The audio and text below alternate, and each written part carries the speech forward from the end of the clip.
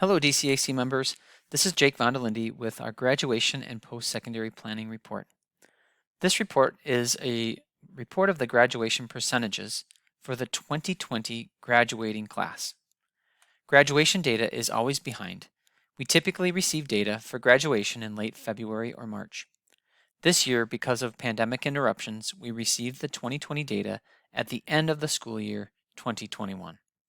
So, a reminder that this is data from our graduating class of 2020, not last June's graduates. We hope to receive that data in February or March of this school year. This report covers multiple areas of our strategic plan, but the most obvious one that it supports is the one listed at the top of the slide, to expand support for college and career readiness. And ways that we do that are expanding our internship and job shadowing opportunities to include community members. We've been working on expanding opportunities for students to learn about and experience careers by participating in programs such as Best Prep, Construct for Tomorrow, Workforce Solutions, and Junior Achievement, as well as expanding our job training opportunities for some of our students in adult basic education and the high needs areas such as technology, medicine, education, and language interpretation. These are other areas that also provide the structure, support, and mindset needed to make graduation and post-secondary options happen. These areas include improving learning for students of color, American Indian students, English learners, students receiving special education services, and pre-kindergarten learners. A focus is to continue our professional development around culturally responsive teaching practices, which improves the pedagogy of teaching, along with the mindset of our educators and staff members to believe in our students to get them to graduation, including high expectations for all of our students. Also, improving communication and genuine engagement with families and communities, especially with our underrepresented communities. A focus is to continue to engage with all families, and particularly our multilingual families, especially in ways that we used during the pandemic, including Zoom meetings, Facebook cultural groups, and different technology-based apps that allow for translation and communication. This data will be broken into two sections, our graduation data and our post-secondary information. We will start with the graduation data for 2020. Please know that the data shown is, again, for graduates of 2020. It's always a year behind our student graduation, but this year was even a little bit later given the pandemic. This information is based on the graduation data for students graduating in 4 years. We do have a number of students who continue beyond those 4 years, but they're not included as a graduate in this data. When we look at the data, especially at the data for FAS students, we look at data for 5, 6, and 7 years for students to complete high school. By the time we reach 7 years, it doesn't include very many students, but it's still an option for them to complete high school. As we know, a high school diploma is so important and leads to many other possibilities and opportunities. This data compares Roseville area schools' graduation percentages to the state of Minnesota. Roseville is in the light blue and Minnesota in dark blue. As you can see, the all students group continues to be above the state. Roseville's percentage is 88.1% and it's 83.8% for Minnesota district-wide or statewide. We increased over 2 percentage points from the last year, which gets us to the highest graduation rate we have seen with the new graduation calculation system from the state, which is since 2014. All of our student groups outperformed the state graduation percentages. Let me say that again, because I think it is significant. All of our student groups outperformed the state graduation percentages, with some that are more significant as well. Our Hispanic, Black, and multiracial students were 8 to 20 percentage points above the state average. This slide shows our student groups based on a 5-year trend. Some areas that I want to key in on include multiracial students who increased by more than 11 percentage points from last year, and that's in blue. Students with an IEP who increased over 7 percentage points from the last year and more than 10 percentage points since 2014, and that's in light green. Our all students rate, which has increased over last year, but also has increased 5 percentage points since 2014, which is in red. Our Asian students who have increased from 70.9% in 2014 to 90.7% this year, and that's in the darker green. Black students who increased over 6.5 percentage points from last year, but have increased from 73% in 2014, and they're 85% now. This is data that is life-changing for our students, and I'm proud of them, their families, and our educators for making that graduation happen by all means necessary. This slide represents the numbers of students in our groups that were reported on the previous slide and provides more context for those numbers. Note that these numbers represent the number of students who graduated in 4 years. This data compares Roseville area schools to statewide graduation data and to 8 comparable districts. In 2020, Roseville had the second highest graduation rate of our comparable schools. Only one other district besides Roseville saw an increase in graduation in the 2020 school year. All others stayed the same or decreased. This puts us just past our percentage in 2018. And this data includes all of our schools that provide diplomas, including Roseville Area High School, Fairview Alternative High School, and our adult basic education. This slide moves us from our district data to Roseville Area High School data. We had an overall increase above 2.5 percentage points overall, going from 88.9 to 91.4%. Our students at Ross who identify as multiracial all graduated in 4 years, which is a 100% graduation rate, and I've never seen that before.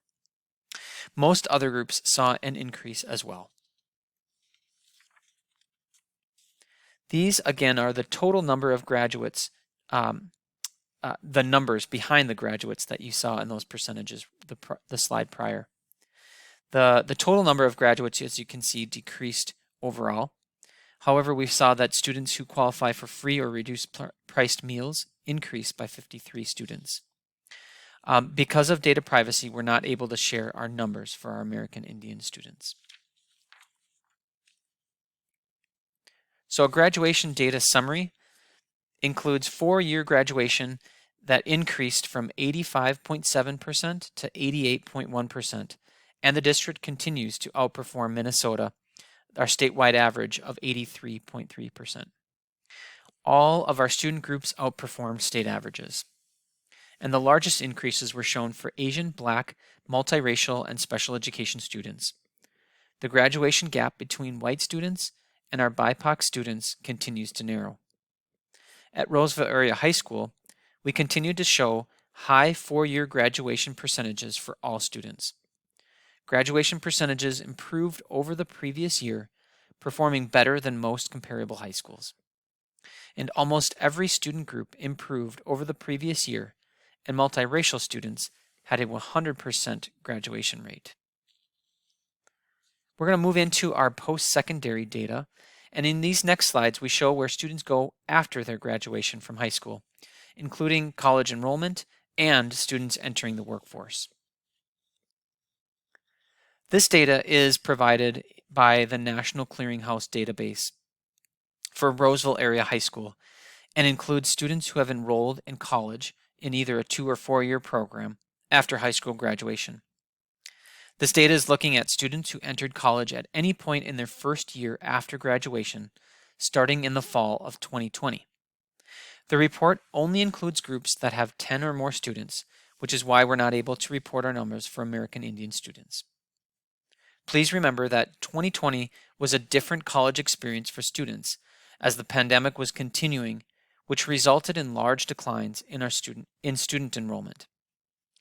The all students group percentage decreased from 77% to 67%, which is our largest drop ever since we have tracked the data.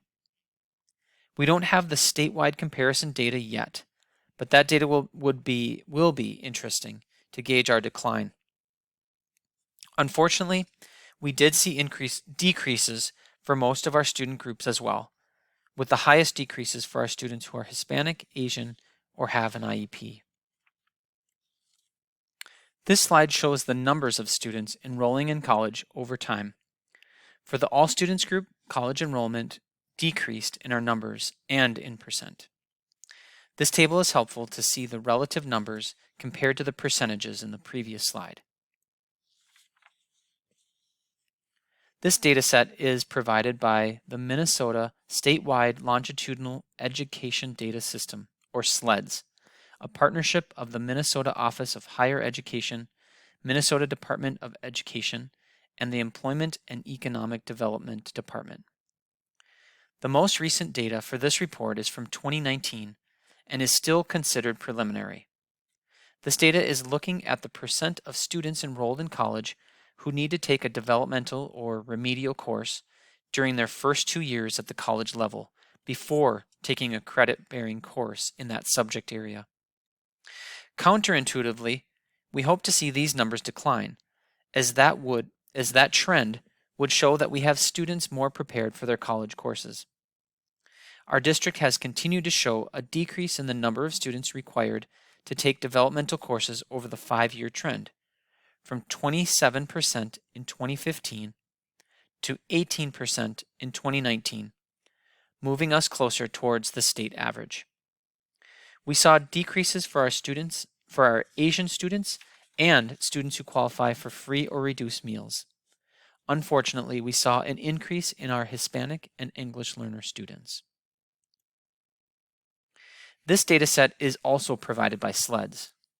The data shows the fields that students went into after high school graduation. It represents about 16% of our high school graduates that went into the workforce after graduation. The highest percentages of graduates went into the fields of trades, transportation and utilities, and leisure and hospitality. The other areas had numbers that were too small to report. The next slide shows the numbers of students who entered the workforce after graduation.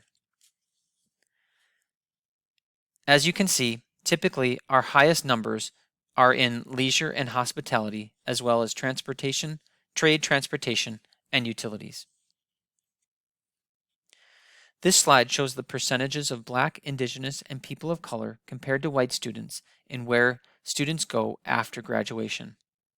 The trend from 2016 shows a decrease in the opportunity gaps between our student groups, with more BIPOC students enrolling in college over the years.